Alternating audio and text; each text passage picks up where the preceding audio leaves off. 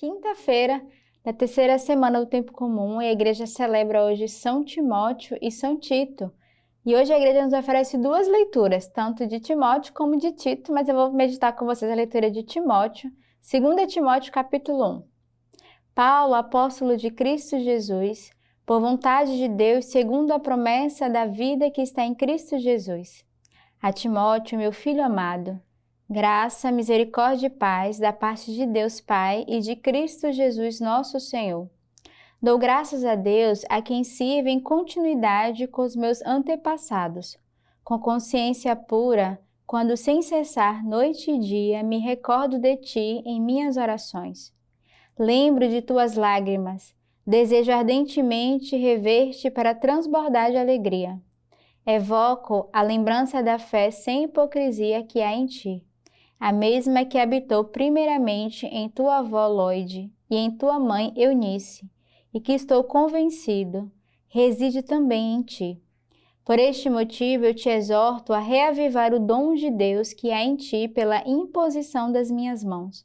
Pois Deus não nos deu um espírito de medo, mas um espírito de força, de amor e de sabedoria. Não te envergonhes, pois, de dar testemunho de nosso Senhor, nem de mim, seu prisioneiro. Pelo contrário, participa do meu sofrimento pelo Evangelho, confiado no poder de Deus. Então, essa leitura de Timóteo é uma declaração de Paulo ao seu filho amado. Ele começa dizendo, Timóteo, meu filho amado. Ele sempre iniciava suas cartas dizendo graça, misericórdia e paz da parte de Cristo nosso Senhor. Mas é bonito porque São Paulo vai exortar a Timóteo a não esmorecer, Ele vai exortar justamente a reavivar o dom de Deus que já habitava nele pela imposição das suas mãos. E ele vai dar toda uma receita, assim a gente pode dizer, todo um remédio que ele vai dizer, a São Paulo. Por que ele não pode deixar de reavivar esse dom? Porque Deus nos deu um espírito que não é de medo, mas um espírito de força, de amor e sabedoria. E depois ele continua dizendo, não te envergonhe de dar testemunho. Então, é uma exortação para cada um de nós termos também esse modelo, como Timóteo, de não termos medo de testemunhar, de não esmorecermos, mas de reavivar o dom que Deus deu a cada um de nós e de pedirmos ao Senhor a graça da força. Não nos deixarmos abater pelo medo, pela insegurança, mas de pedirmos esse espírito de força, de amor e de sobriedade. Então, São Paulo vai exortar o seu filho Timóteo e eu uso as palavras de São Paulo para te exortar hoje, Reaviva o dom de Deus que habita em ti. Não te deixes esmorecer, não te deixes vencer pelo medo, mas ao contrário.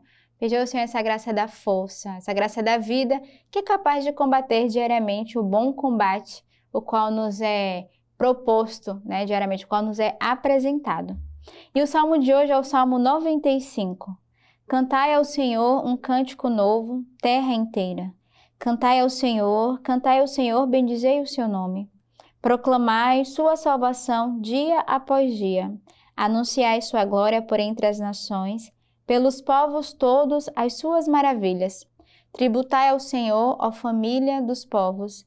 Tributai ao Senhor glória e poder. Tributai ao Senhor a glória do seu nome. Dizei entre as nações, o Senhor é rei. O mundo está firme, jamais tremerá. Ele governa os povos com retidão. Então o Salmo de hoje vem confirmar essa leitura, nessa graça de renovarmos o nosso dom, renovarmos a nossa força, saber que o Senhor é o Rei que vai à nossa frente, é Ele que é a nossa força, que nos dará a graça de não temer, A palavra vai dizer, jamais tremerá. É o Senhor quem governa com retidão e por isso devemos nos alegrar. E a cada manhã o Salmo faz esse convite, a essa alegria, a esse louvor, a essa gratidão, a cantarmos os salmos, a bendizer ao Senhor. Eu sempre faço esse convite, a cada Alex, de te convidar a cantar o teu salmo ao Senhor, de você mesmo poder proclamar as maravilhas e agradecer, iniciando bem o nosso dia. O Evangelho de hoje é de São Lucas. Depois disso, o Senhor designou outros 72 e os enviou 2 a 2 à sua frente a toda a cidade e lugar aonde ele próprio devia ir. E dizia-lhes, a colheita é grande, mas os operários são poucos. Pedi, pois, ao Senhor da colheita que envie operários para a sua colheita.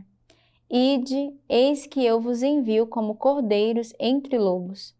Não leveis bolsa, nem alforjes, nem sandália, e a ninguém saudeis pelo caminho. Em qualquer casa em que entrardes, dizei primeiro, paz a esta casa. E se lá houver um filho de paz, a vossa paz irá repousar sobre ele. Se não, voltará a vós. Permanecei nessa casa, comei e bebei do que tiverem, pois o operário é digno do seu salário. Não passeis de casa em casa. Em qualquer cidade em que entrardes e fordes recebido, comei o que vos servirem. Curai os enfermos que nela houver e dizei ao povo, o reino de Deus está próximo de vós. Então, a gente viu o evangelho que é justamente o envio dos 72 discípulos às cidades e lugares, e o Senhor que vai lembrar que a colheita é grande, a messe é grande, mas os operários são poucos. Então aqui, já no início do evangelho, há um convite a cada um de nós, um convite a você se tornar operários da messe, né? A obra do Senhor tem serviço, tem lugar para todos. Às vezes a gente fala assim, mas eu não sei o que fazer, eu não tenho lugar na igreja, eu não tenho lugar na comunidade, eu não tenho serviço. Serviço não falta na obra de Deus. A messe ela é muito grande, o que falta são operários. São pessoas que queiram verdadeiramente consagrar o seu tempo, um momento da sua vida, a sua vida inteira, uma hora do dia, ao serviço. E o Evangelho é justamente já esse convite a cada um de nós. Depois o Senhor que vai dizer, a nossa primeira missão é levarmos a paz aos lugares que nós passamos. E Ele convida os 72 discípulos a justamente levar essa paz às casas, aos povos onde Ele encontra. E depois ele dá toda uma recomendação, né? Ele diz, quando entrar numa casa, comer e beber do que tiver, né? Ele vai convidar nós a nos adaptarmos e a aceitarmos as missões o qual nos é proposto. Então, aonde nós chegamos, aquilo que nos é oferecido, nós devemos adentrar dentro dessa missão. Ele vai justamente ensinar aos apóstolos, vocês não devem escolher em campo de missão. O resumo desse evangelho é esse, não escolham campo de missão, mas aonde estejam, vivam de forma autêntica e exerçam aquilo com qual nós somos chamados. Aqui eles eram chamados a curar os enfermos, eram chamados a pregar a palavra, e nós somos chamados a levar a palavra de Deus, a levar esse evangelho, esse verbo diariamente. E a Lex Divina é como essa missão, ela entra na tua casa, ela leva esse verbo, a palavra, para que ela mesma faça o seu devido efeito no seu coração, na sua alma. Os santos de hoje que a igreja celebra São Timóteo e São Tito. Timóteo e Tito, bispos e ambos colaboradores dos apóstolos do Gentio. Timóteo nasceu em Listra, próximo de Tarso. Sua mãe era judia e o educou na religião hebraica. Desde pequeno tinha um grande amor pela Sagrada Escritura. Sua vida foi marcada pela evangelização e pela santidade de São Paulo, e também por São João Evangelista. São Paulo, no início de sua segunda visita missionária, foi tocado pelo testemunho de São Timóteo. Escolheu para ser seu companheiro de viagem, pois era estimado pelo povo de Listra e Icônio. Acompanhando São Paulo nas viagens, atravessou a Ásia Menor e foi até a Macedônia. E seguidamente foi para Atenas, onde foi enviado para a cidade de Tessalônica, e dali prosseguiu para Corinto, colaborando na evangelização dos cristãos. Timóteo ficou reconhecido como um pastor valoroso. Foi o primeiro bispo de Éfeso e, nesse contexto, conheceu e foi discípulo de Nosso Senhor, seguindo as pegadas do evangelista São João.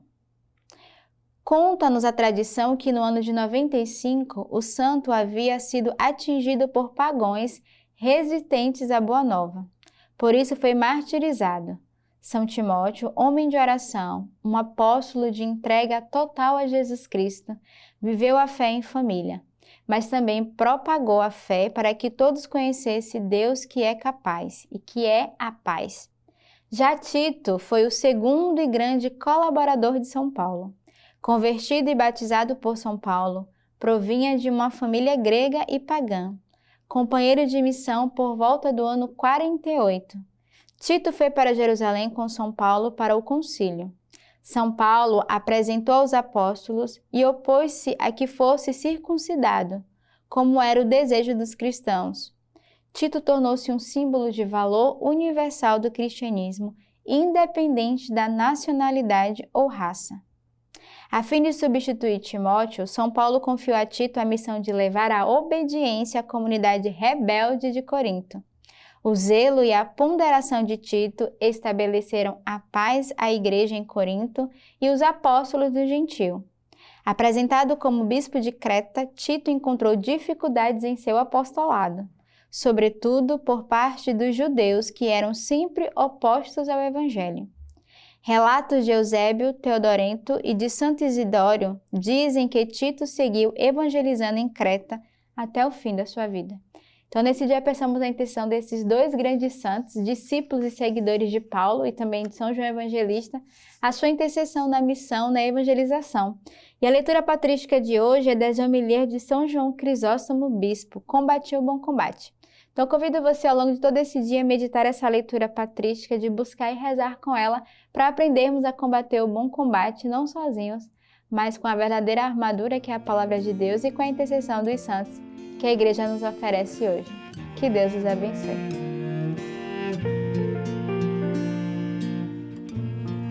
Nel nome del Padre, del Figlio e dello Spirito Santo. La pace sia con voi.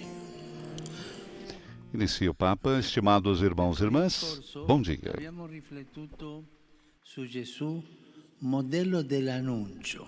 Na quarta-feira passada, refletimos sobre Jesus, modelo de anúncio, sobre o seu coração pastoral, sempre ao alcance dos outros.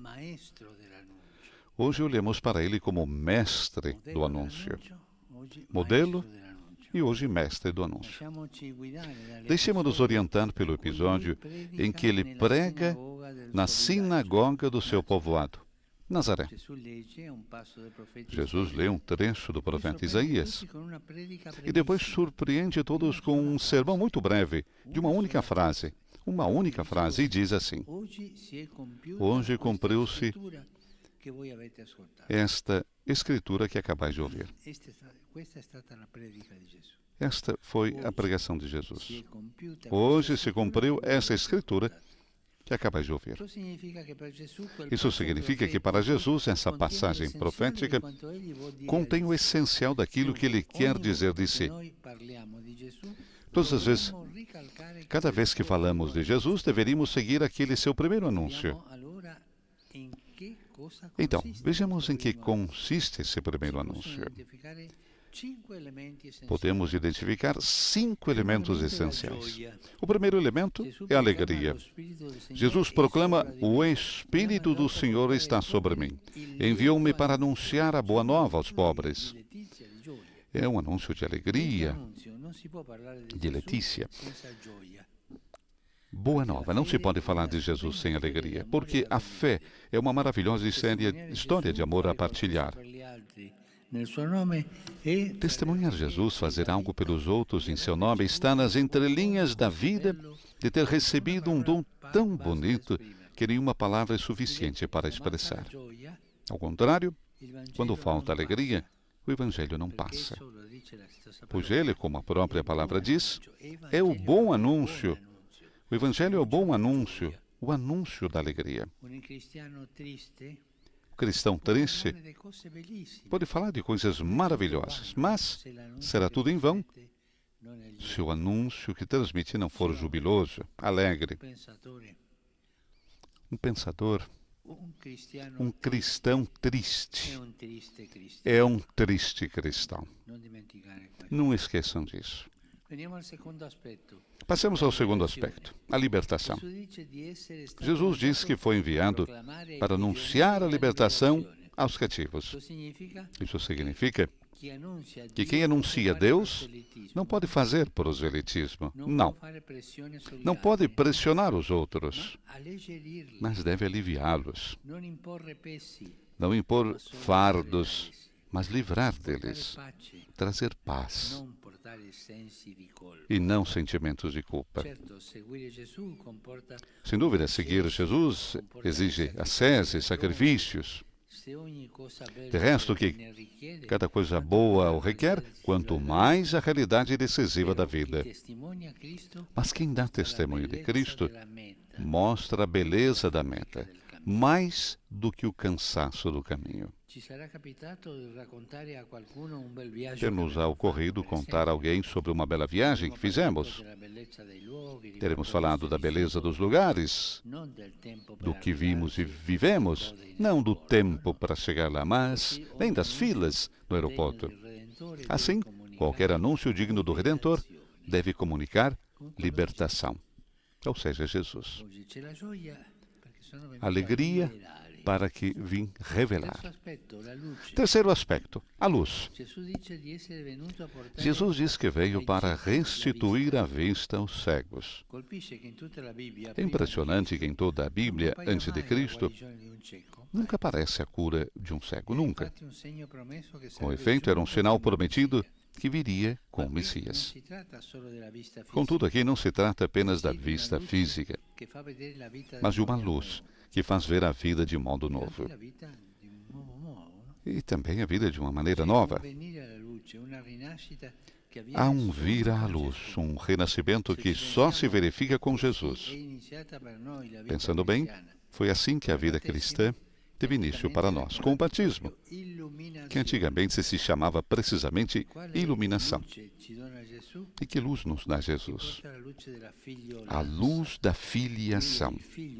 Ele é o Filho amado do Pai, vivo para sempre. E com ele também nós somos filhos de Deus, amados para sempre, não obstante os nossos erros e defeitos. Então a vida já não é um avançar cego rumo ao nada. Não é questão de destino ou sorte, não. Não é algo que depende do acaso ou das estrelas, nem sequer da saúde e das finanças. Não. A vida depende do amor do Pai, que cuida de nós, seus filhos amados. Que bonito compartilhar com os outros esta luz. Vocês já pensaram que a vida de cada um, a minha, a sua, a nossa vida, é um gesto de amor, é um convite ao amor? Isto é maravilhoso, mas muitas vezes nós esquecemos isso. Diante das dificuldades, diante das notícias feias, até mesmo diante da mundanidade, o modo de viver mundano. Quarto aspecto do anúncio é cura. Jesus diz que veio para libertar os oprimidos. O oprimido é aquele que na vida se sente esmagado por algo. Doenças, fadigas, fardos do coração, sentimentos de culpa, erros, vícios, pecados. O que nos oprime é, acima de tudo, precisamente aquele mal que nenhum medicamento ou remédio humano pode curar. Sentimento de culpa. O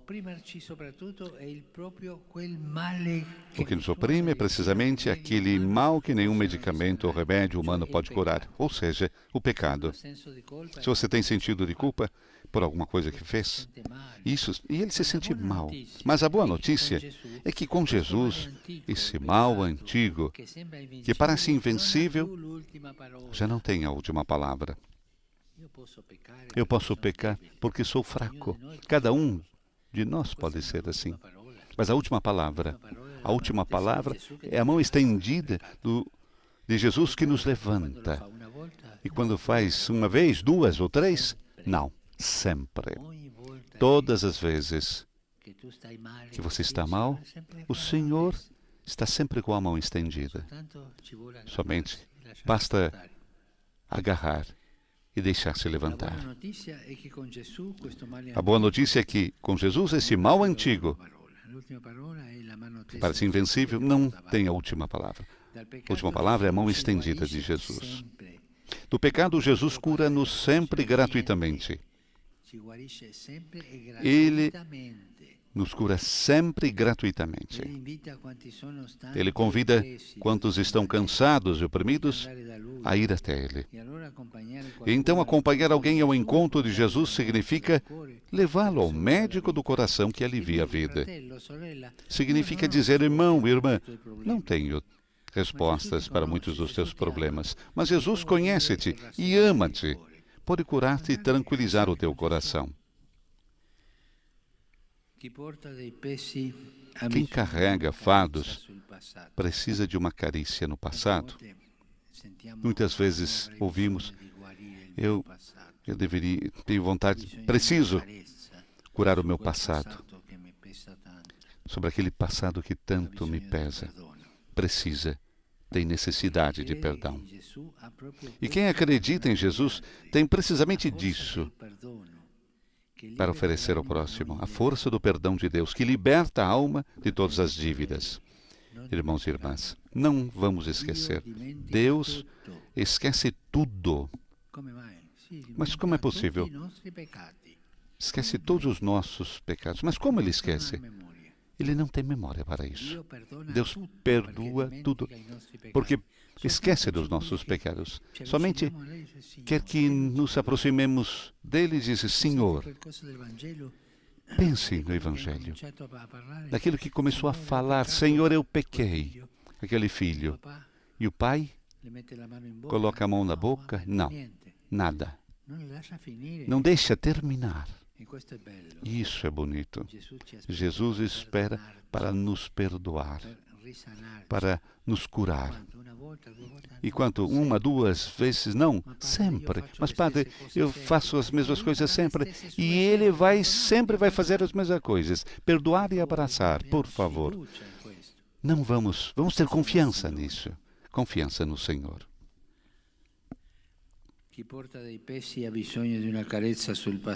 Quem carrega fardos precisa de uma carícia no passado, tem necessidade de perdão.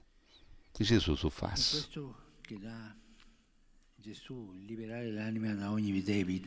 É isso que faz Jesus, liberta a alma de todas as dívidas. Na Bíblia fala-se de um ano em que se libertava do peso das dívidas, o jubileu, o ano da graça.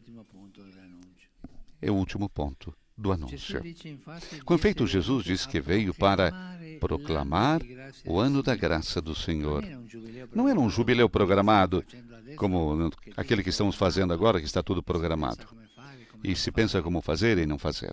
Mas com Cristo, a graça que renova a vida chega e surpreende sempre. Cristo é o jubileu de todos os dias e todas as horas que aproxima você, para acariciar você, para perdoar. E o anúncio de Jesus deve trazer sempre o estupor da graça, a maravilha da graça. Eu fui perdoado, eu fui perdoada, mas é tão grande o nosso Deus.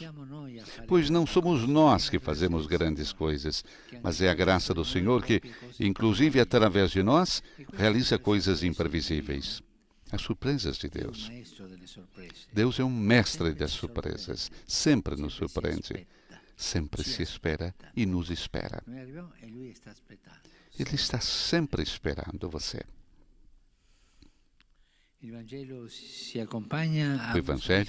é acompanhado por um sentimento de maravilha e de novidade, que tem um nome, Jesus. Que Ele nos ajude a anunciá-lo como deseja, comunicando alegria, libertação, luz, cura e enlevo, estupor. Último aspecto.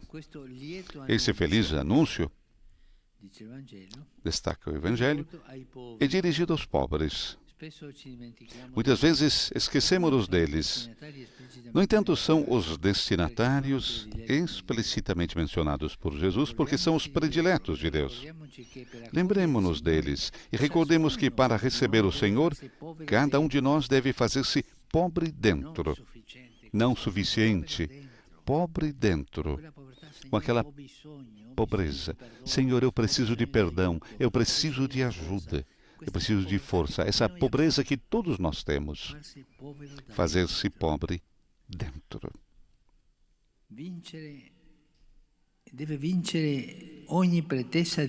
Superar qualquer pretensão de autossuficiência para compreender que é necessário de graça e sempre necessitado dele. Se alguém me disser, mas padre, qual é o caminho mais breve para encontrar Jesus? Faça-se necessitado. Faça necessitado de graça, necessitado de perdão, de alegria. E Ele vai se aproximar de você. Muito obrigado. Depois de amanhã, dia 27 de janeiro, celebra-se o Dia Internacional de Comemoração das Vítimas do Holocausto. A recordação daquele extermínio de milhões de pessoas, judeus e de outras fés, não pode ser esquecido nem negado. Não pode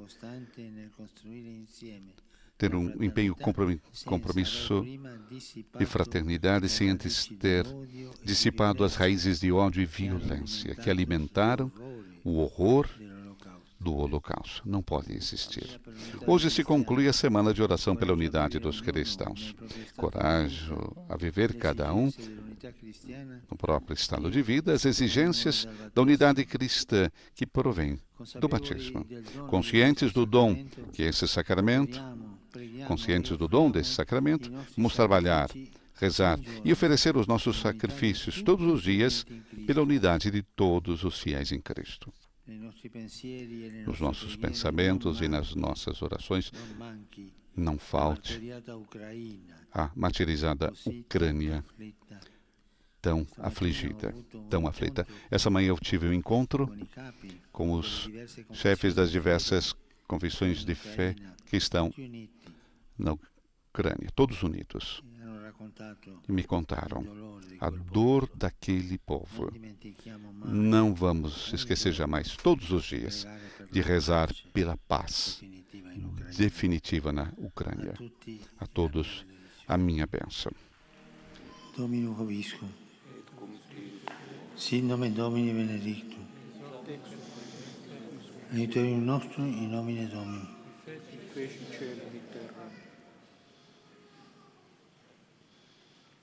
Benedicat vos omnipotens Deus, Pater, Filius et Spiritus Sanctus.